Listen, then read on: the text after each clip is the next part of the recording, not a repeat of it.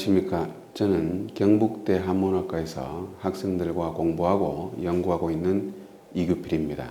저는 철학이 어떻게 문화나 문화학으로 재탄생하는지 그런 것에 관심을 가지고 공부를 하고 있습니다. 저는 참 논어를 굉장히 좋아하는 사람인데요. 요즘 출판 추세를 보면 논어에 대해서 매우 너무 가볍거나 자극적이거나 신변 잡기의 소재로 소비하는 경향이 있어서 좀 걱정이 되었습니다. 저는 재미와 함께 전문 지식의 깊이를 같이 확보한 그런 책을 내고 싶었습니다.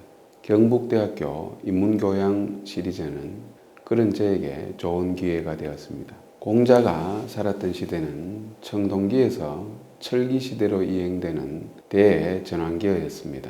경제구조나 산업구조가 모두 근본적으로 변하는 시기였고, 이 시기에 대부들은 향락과 사치, 전쟁과 그 다음에 투계 등을 일삼으면서 백성들을 학대하였습니다. 이런 시대에 공자는 백성들을 주목해서 백성을 사랑하는 정치, 인의 정치를 외쳤습니다. 그런데 이 인의 정치를 하려면 대부계급의 도덕성이 필요한데 그 도덕성을 갖춘 계급 대부를 위해서 군자라는 개념을 새로 만들었습니다. 공자가 요순 임금을 소환하고 주공을 소환하고 예와 효의 정신을 소환하고 염치의 정신을 소환한 것도 모두 이와 관련이 있습니다.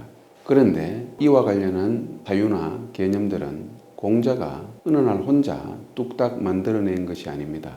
논어 속의 사람들을 주목해야 되는 이유는 바로 여기에 있다고 저는 생각합니다. 이 책은 모두 4부로 구성되어 있습니다.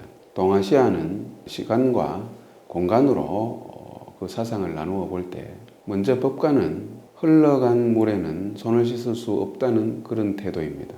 과거를 부정하고 오직 현실을 중시합니다. 노장은 과거로 회귀하고 싶어 합니다. 현실을 부정하는 것이죠. 하지만 근본적으로 시간을 거슬러 회귀할 수는 없기 때문에 공간적인 초월을 꿈꿉니다. 유관은 바로 이 둘 사이의 어느 지점에 있습니다.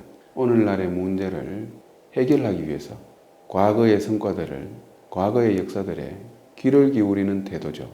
그래서 공자는 요순 임금이나 주공이나 문왕을 소환합니다. 제1부에서는 고대 성왕과 현자들을 통해 이분들의 정신을 알아보았습니다. 2부에서는 공자의 주요 제자 14인을 모셨습니다. 공자의 학단에는 제자들이 많기로 아주 유명합니다. 그러나 이들은 단순히 학문적 후계자가 아닙니다. 각각 동아시아 문화의 원형이 됩니다. 지독히 가난한 집안에서 태어나 밥을 굶어가면서 공부했던 안현. 이 사람은 안빈낙도의 문화의 원형이 되었습니다. 그 다음에 동아시아에는 벗들끼리 재산을 공유하는 그런 통제라는 문화가 있는데 의협심 많고 정이 많았던 학단의 맏형 자로는 그러한 우정 문화의 원형이 되었습니다. 가난한 농민의 집안에서 태어나 임금이 되어도 마땅하다 하는 칭찬을 받은 중궁은 매우 과묵한 사람입니다. 동아시아에 과묵을 숭상하는 문화가 있다면 그것은 아마 중궁으로부터 비롯된 것일 것입니다. 이외에도 예술과 음악으로 백성들과 소통하여 정치를 한 예술 정치의 원형 자유와 같은 분이 있고 또 건사 철학이라든가 의리정신 이런 것들이 모두 공자의 제자들로부터 비롯되었습니다. 3부는 정치적 라이벌과 사상적 라이벌을 다루었고 4부는 인륜을 저버린 악인들을 다루었습니다.